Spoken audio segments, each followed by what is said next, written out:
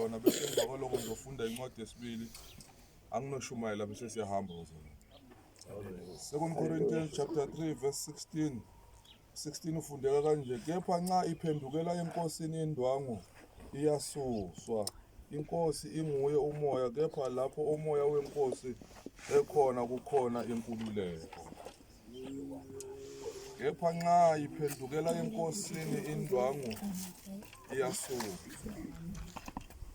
Kepha nxa iphendukela enkosini indwangu iyasuswa. Uyincenge. Kepha nxa iphendukela enkosini indwangu iyasuswa. Iphendukela enkosini. Kepha nxa iphendukela enkosini indwangu iyasuswa. Kepha nxa iphendukela enkosini indwangu iyasuswa. Kepha nxa iphendukela enkosini indwangu iyasuswa.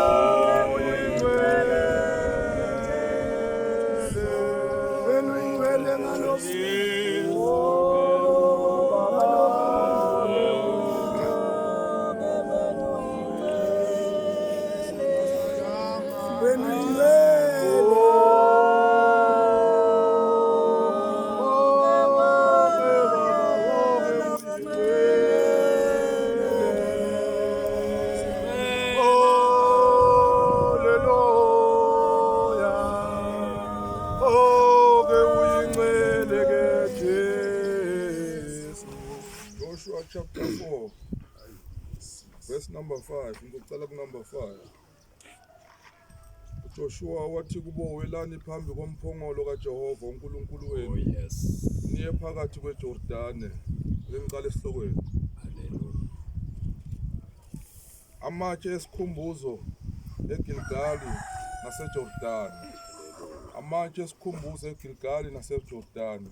uJoshua wathi kubo, welani phambi komphongolo kaJehova uNkulunkulu wenu, niye phakathi kweJordani netshate kube yilowo nalowo itshe ehlombe lakhe njengokomumo wezizwe zabantwana bakwa-Israyeli. Number 6.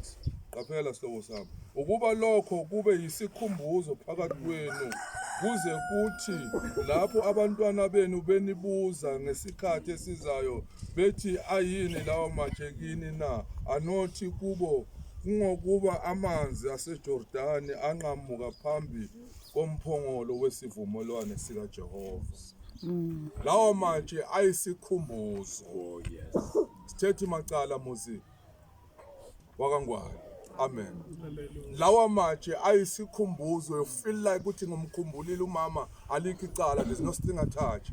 Amen bazalwane. You feel like ukuthi ufuna ukuzohlala ukukhulume nje kumama, ngisho lithe izwi kaNkulunkulu imimoya iyaxhumana.